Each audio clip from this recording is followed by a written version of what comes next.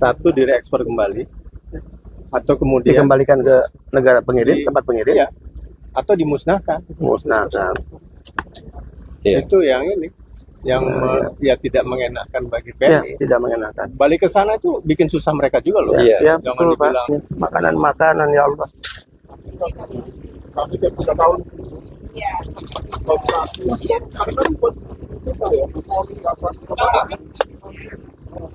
Ya kasihan lah kan, rusak kan makanannya kan.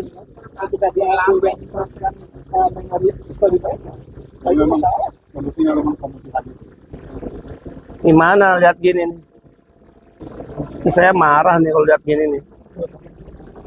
Kemanusiaan kita tersinggung nih. Kamu tersinggung nggak kemanusiaan kamu kalau ini coba milik anak-anak kamu, keluarga kamu?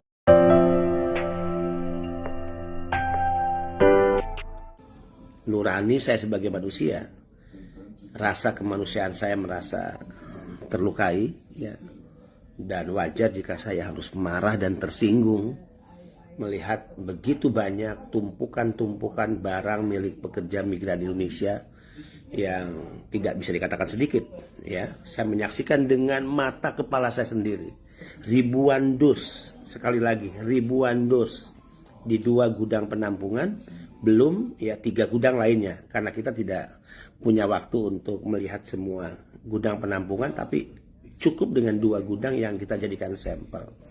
Jelas ya bahwa ada kesalahan yang sangat besar dengan peraturan yang dikeluarkan oleh negara melalui Permendag, yaitu Permendag 36 tahun 2023 tentang larangan terbatas tentang barang-barang ya milik pekerja migran Indonesia. Khususnya ya, saya tidak akan masuk membahas dan memperdebatkan atau menyinggung barang-barang milik warga negara Indonesia secara umum. Saya fokus sebagaimana tugas fungsi saya akan masuk ke barang-barang milik pekerja migran Indonesia. Jadi ada kekeliruan yang sangat besar, ada kesalahan yang sangat fatal, yang kekeliruan besar dan kesalahan fatal ini berdampak sangat dahsyat kepada para pekerja migran Indonesia. Saya katakan tidak hanya masalah kemanusiaan kita yang tersinggung, tidak hanya masalah solidaritas kita kepada pekerja migran Indonesia yang terlukai, termasuk rasa keadilan yang dirampas ya atas nama pekerja migran Indonesia, tapi menunjukkan bagaimana sebuah peraturan ya yang jika tidak melalui proses yang komprehensif dan pergumulan kebatinan yang menunjukkan keberpihakan kita kepada rakyat, maka yang akan ditimbulkan dari peraturan itu ya adalah kerusakan ya. Dan kerusakan itu sudah terjadi di lapangan. Ada pihak yang disengsarakan, pekerja migran Indonesia dipinggirkan ya dan dirampas hak-hak dan rasa keadilannya.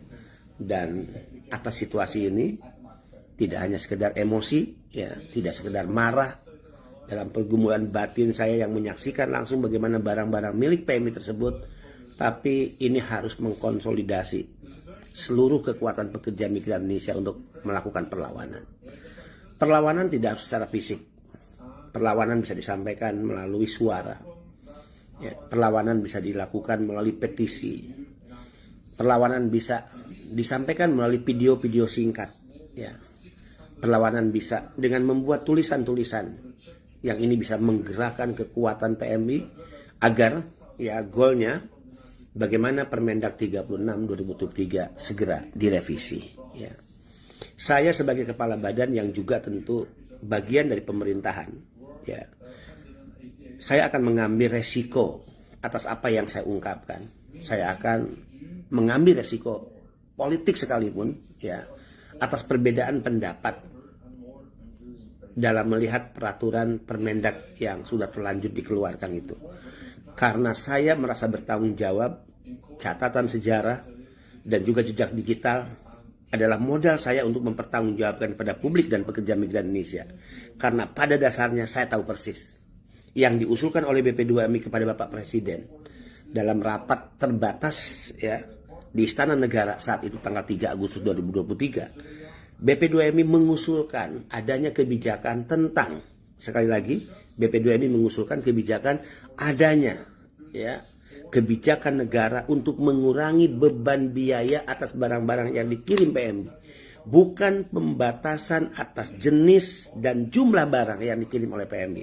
Jadi ini adalah ya hal yang kontras dan berhadap-hadapan bahkan bertentangan. Di satu sisi ada perjuangan yang didorong oleh BP2MI yang semangatnya adalah bagaimana negara hadir, negara yang berhutang budi kepada PMI harus berani mengeluarkan kebijakan, meringankan biaya, ongkos ya yang ditanggung oleh PMI dalam setiap barang yang dikirim ke Indonesia dari negara-negara penempatan atau barang yang dibawa saat PMI pulang cuti ataupun setelah masa kontrak selesai dan dia masuk Indonesia, baik melalui pelabuhan ataupun bandara. Semangat BP2MI di situ.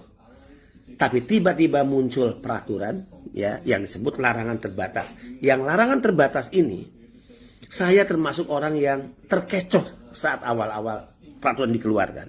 Saya berpikir saat itu peraturan ini ya hanya membatasi jumlah barang dan jenis barang yang akan mendapatkan keringanan, tapi tidak ada larangan PMI untuk membawa barang lebih dari yang dilarang. Ternyata tidak seperti itu, ya. Saya terkecoh dan ternyata yang dimaksud dengan lartas itu benar-benar membatasi PMI untuk membawa barang, ya, yang diperkenankan sebagaimana yang diatur, ya, baik jumlah maupun jenis. Dan ini harus diakui sangat merugikan pekerja migran Indonesia.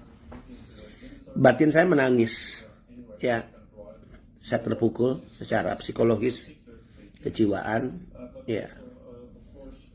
Saya juga harus menyatakan di hadapan para migran, sahabat migran, kalau ini dibiarkan terus-menerus, maka ini adalah bentuk kedoliman yang tentu akan berdampak sangat dahsyat.